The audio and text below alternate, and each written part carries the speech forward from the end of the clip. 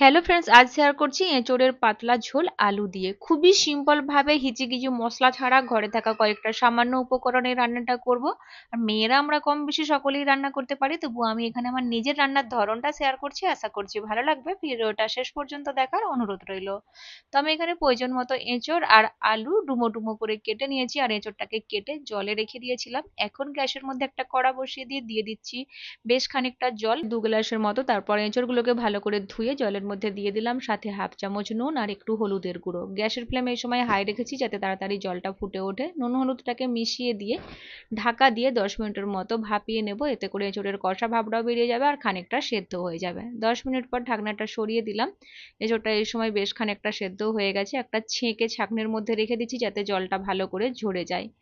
এখন কড়ার মধ্যে 2 টেবিল চামচ সর্ষের তেল গরম করে নিচ্ছি। তেলের মধ্যে কেটে রাখা আলুগুলো দিয়ে দেবো। আলুগুলোকে একটু ভেজে নিতে হবে।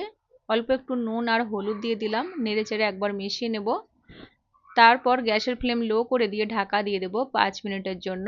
ঢাকা দিয়ে আলু ভাজলে তাহলে আলুগুলো ভাজাও হতে থাকবে আবার সেদ্ধ হতে থাকবে। তবে 5 মিনিট একইভাবে রাখা যাবে না, মাঝখানে ঢাকনা সরিয়ে একবার নেড়ে দিতে হবে।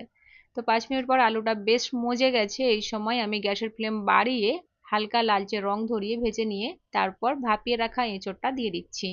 এখন হাই ফ্লেমেই এঁচোড় আলুটাকে 2-3 মিনিট একটু ভেজে নেব। যখনই হালকা লালচে একটু রং চলে আসবে কড়া থেকে তুলে নেব। তো একটা অন্য পাত্রে তুলে রাখছি। আর কড়াটাকে একটু পরিষ্কার করে নিতে হবে। এখন মশলাটা তৈরি করব। কড়ার মধ্যে 2-3 টেবিল চামচ সর্ষের তেল গরম করে একটা তেজপাতা ছিঁড়ে দিলাম, একটা শুকনো লঙ্কা আর একটু গোটা গরম মশলা দিচ্ছি, 1/4 টিস্পুন গোটা জিরে, এক টুকরো দারচিনি, দুটো এলাচ আর দুটো লবঙ্গ। এলাচের মুখটা একটু ফাটিয়ে দিতে হবে, নাহলে তেলের মধ্যে গিয়ে ফাটতে পারে।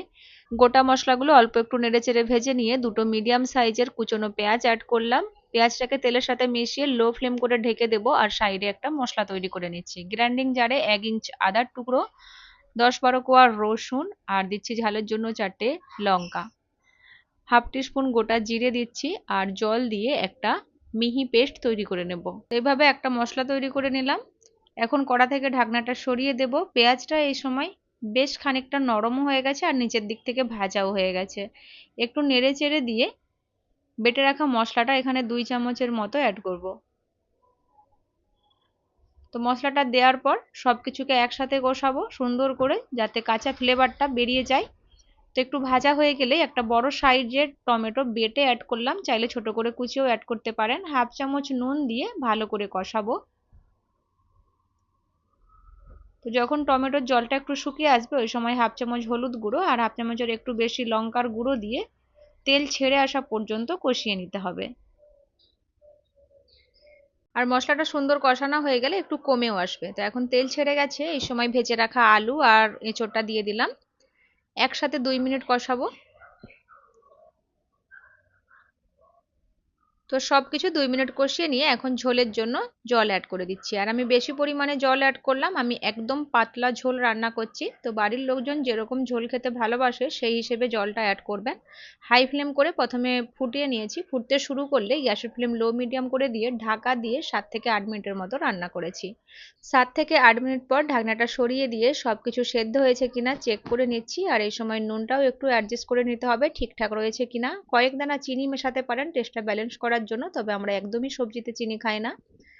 ফ্লেম অফ করে কিছুটা ধনেপাতা কুচি ছড়িয়ে দিয়ে ঢাকা দিয়ে 5 মিনিট রেখে দিয়েছিলাম স্ট্যান্ডিং টাইমে। 5 মিনিট পর দেখুন এখন একদম রেডি গরম ভাতের সাথে পরিবেশন করার জন্য। এই ছিল আজকে সিম্পল ভাবে এঁচোড় আলুর পাতলা ঝোলের রেসিপি। যদি ভিডিওটি একটুও কোথাও ভালো লেগে থাকে ভিডিওটিকে অবশ্যই লাইক করবেন, চ্যানেলটিকে সাবস্ক্রাইব করে সাপোর্ট করার অনুরোধ রইল। আর বাড়িতে অবশ্যই একবার এভাবে বানিয়ে দেখবেন।